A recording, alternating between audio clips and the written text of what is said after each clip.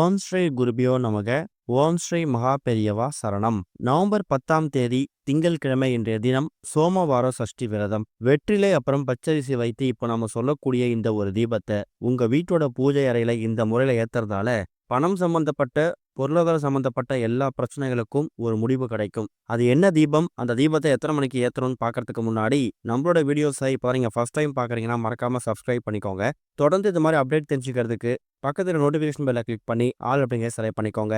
இப்போ என்ன மாதிரி தீபத்தை எந்த நேரத்தில் ஏற்றணும் அப்படிங்கிற பற்றி தெளிவாக தெரிஞ்சுக்கலாம். ஒரு மாதமும் நமக்கு 2 விதமான சஷ்டி வரும். ஒன்று வளர்பிறை சஷ்டி விரதம், இன்னொன்று தேய்பிறை சஷ்டி விரதம். மாதம் மாதம் வரக்கூடிய வளர்பிறை சஷ்டி விரதத்தை தான் பெரிய சஷ்டியா நம்ம கணக்குல எடுத்துக்கிட்டு முருகப்பெருமானுக்கு வழிபாடு நடத்துவோம். ஆனா இன்றைய தினம் வந்திருக்கக்கூடியது தேய்பிறை சஷ்டி விரதம். தேய்பிறை சஷ்டி விரதம் அப்படிங்கிறது பெருசா முக்கியத்துவம் கொடுத்து வழிபடல அப்படின்னாலும் கூட அதுக்கும் சில பலன்கள் இருக்குதான். நமக்கு வாழ்க்கையில் இருக்கக்கூடிய செல்வ வளங்கள் பெருகணும், பேரு புகழ் பெருகணும் அப்படின்னு நினைக்கிறவங்க, குழந்தை பாக்கியம் வரணும் அப்படின்னு நினைக்கிறவங்க வளர்பிறை சஷ்டி விரதம் இருக்கணும். ஆனா கஷ்டங்கள் தேய்ந்து போகணும், கடன் தேய்ந்து போகணும், பிரச்சனைகள் காணாமல் போகணும் அப்படின்னு நினைக்கிறவங்க பௌர்ணமிக்கு பிறகு வரக்கூடிய தேய்பிறை சஷ்டி அன்னைக்கு விரதம் இருந்து வழிபாடு செய்யலாம். அப்படிப்பட்ட இன்றைய தினத்துல இந்த சஷ்டி தினம், அந்த சஷ்டி விரதம் அப்படிங்கிறது இன்னைக்கு காலையில 8:32 தான் ஆரம்பிச்சிருக்கு. இது நாளைய தினம் நவம்பர் 11ஆம் தேதி செவ்வாய்க்கிழமை காலையில 7:06 வரைக்கும் இருக்கு. எப்படி பார்த்தாலும் 7:30-9 ராகு காலம், 10:12 யமகண்டம். திங்கக்கிழமையில இந்த 2 நேரத்தை தவிர மற்ற நேரத்துல தாராளமா இன்றைய தினம் வந்திருக்கக்கூடிய சஷ்டி விரதத்துக்கான பூஜையை நீங்க செய்யலாம். அதுலயும் மாலை ஒரு 6-7 மணிக்கு மேல வீட்டோட பூஜை அறையில முருகப்பெருமான போட்டோஸ்களை கழுவி சுத்தப்படுத்தி பூக்களால் ஆகாரம் செய்து முருகப்பெருமானுக்கு பிடிச்ச நைவேத்தியங்கள் என்ன இருக்கோ ஏதாவது ஒரு நைவேத்தியம் செஞ்சு படைக்கலாம். முருகப்பெருமானுக்கு இனிப்புனா ரொம்ப பிடிக்கும். அதுல ஏதாவது தின்பண்டங்கள் செஞ்சு வச்சு படைச்சு முருகப்பெருமானுக்கு நீங்க வழிபாடு நடத்தலாம். அதே மாதிரி எந்த ஒரு விரத நாள் விசேஷ நாள் வந்திருந்தாலும் அந்த தினம் வரக்கூடிய கிழமை இருக்குல்ல, அது ரொம்ப முக்கியம். உதாரணத்துக்கு இந்த சஷ்டி விரதத்தை எடுத்துக்கோங்களேன். இன்றைய தினம் நமக்கு சோமவாரம் அழைக்கப்படக்கூடிய திங்கட்கிழமையில வந்திருக்கு. சோமவாரம் பொதுவாக யாருக்கு உகந்தது? சிவபெருமானுக்கு உகந்தது. சிவபெருமானுக்கு உகந்த திங்கட்கிழமையில சிவபெருமானோட மகனாக இருக்கக்கூடிய முருகப்பெருமானுக்குரிய சஷ்டி திதி வந்திருக்கிறதுக்கு நம்ம கொடுத்து வச்சிருக்கணும். இது எல்லா மாதமும் அமையாது, ஒரு சில மாதங்கள் மட்டும் தான் நமக்கு அமையும். சில நேரங்கள்ல செவ்வாய்க்கிழமையோ வியாழக்கிழமையோ மாறி மாறி வரலாம். திங்கட்கிழமையில ஒரு விரத நாள் விசேஷ நாள் வருதுன்னா அதை நீங்க தவற விடவே கூடாது. காரணம் என்னன்னா,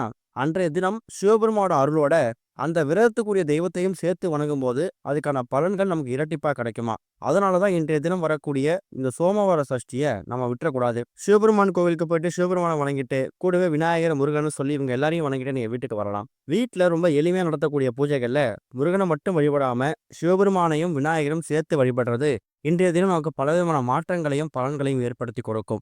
அதுல ஒரு முக்கியமான பரிகாரம் தான் இப்ப நம்ம சொல்லக்கூடிய இந்த ஒரு தீபத்தை ஏற்றி பண்ணக்கூடிய பரிகாரம். இதுக்கு உங்களுக்கு தேவையான பொருட்கள் 2 எண்ணிக்கையில வெற்றிலை, அது போக ஒரு 1/2 ஸ்பூன் இல்ல ஒரு கைப்பிடி அளவு பச்சரிசி, அது இல்லாம ஒரே ஒரு தீபம் ஏத்துறதுக்காக அகல் விளக்கு.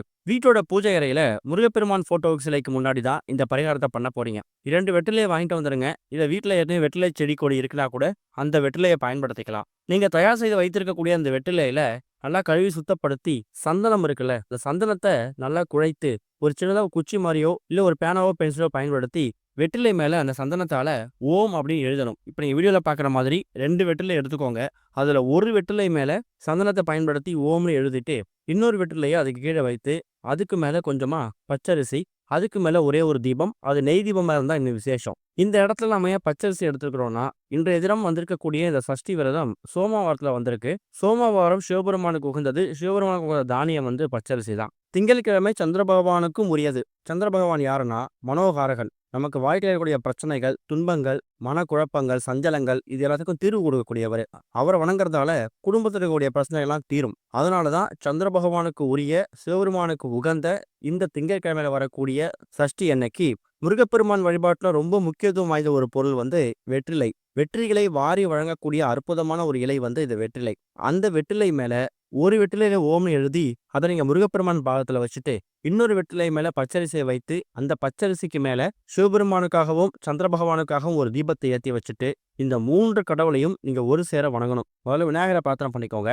அடுத்ததா சிவபெருமானையும் முருகப்பெருமானையும், கடைசியா சந்திர பகவானையும் வணங்கிட்டு உங்க குடும்பத்தினுடைய எல்லா விதமான பிரச்சனைகளும் தீரணும், எல்லா பிரச்சனைகளுக்கும் முற்றுப்புள்ளி கிடைக்கணும், தெரிந்தோ தெரியாமல் நாங்கள் செய்யக்கூடிய பாவங்கள் விலகணும்னு சொல்லி முருகப்பெருமான் கிட்ட உங்க கோரிக்கையை முன்வச்சுடுங்க. ஒரு 1/2 மணி நேரத்துக்கு 1 மணி நேரம் மற்ற தீபங்களை எரியக்கூடிய அந்த நேரம் வரைக்கும் இந்த தீபம் எரிஞ்சாலே போதும். அதுக்கப்புறம் இந்த தீபத்தை குளிர வச்சுட்டு அந்த பச்சரிசியை மட்டும் எடுத்து நீங்க காக்கை குருவிகளுக்கோ இல்லை எறும்பு புற்றுகளையோ போட்டுடலாம். அந்த 2 வெற்றிலை எடுத்திருக்கீங்களே, தீபத்தை வைத்து ஏற்றக்கூடிய வெற்றிலையை நீங்க தண்ணியில விட்டுக்கோங்க. அந்த ஓம்னு எழுதக்கூடிய வெற்றிலையை மட்டும் நீங்க தினமும் பயன்படுத்தக்கூடிய நோட்டு புத்தகம் இல்லை கணக்கு எழுதுற டைரி இந்த மாதிரி இடத்துல அந்த ஓம்னு எழுதியிருக்கக்கூடிய சந்தனத்தால எழுதியிருக்கக்கூடிய அந்த வெற்றிலையை நீங்க பத்திரப்படுத்திக்கலாம். இந்த சஷ்டி அன்னைக்கு தயார் செய்யறீங்கன்னா, அடுத்ததா 15 நாட்களுக்கு பிறகு வரக்கூடிய சஷ்டி அன்னைக்கு அந்த பழைய வெற்றிலையை நீங்க தூக்கி போட்டுட்டு புதுசா தயார் செஞ்சுக்கலாம். ஒருவேளை 15 நாட்களுக்கு பிறகு வரக்கூடிய அடுத்த சஷ்டிக்கு பண்ண முடியலனா கூட 1 மாத இடைவெளி கழித்து வரக்கூடிய சஷ்டி அன்னைக்கும் அந்த பழைய வெற்றிலையை தண்ணியில விட்டுட்டு புதுசா ஓம்னு தயார் செய்து இந்த பரிகாரத்தை பண்ணலாம். அதுக்கு ஆரம்ப புள்ளியா சோமவாரத்துல வந்திருக்கக்கூடிய இந்த சஷ்டி அன்னைக்கு பண்ணுங்க. நல்லதே நடக்கும். ஓம் ஸ்ரீ குருபியோ நமக. ஓம் ஸ்ரீ மகா பெரியவா சரணம்.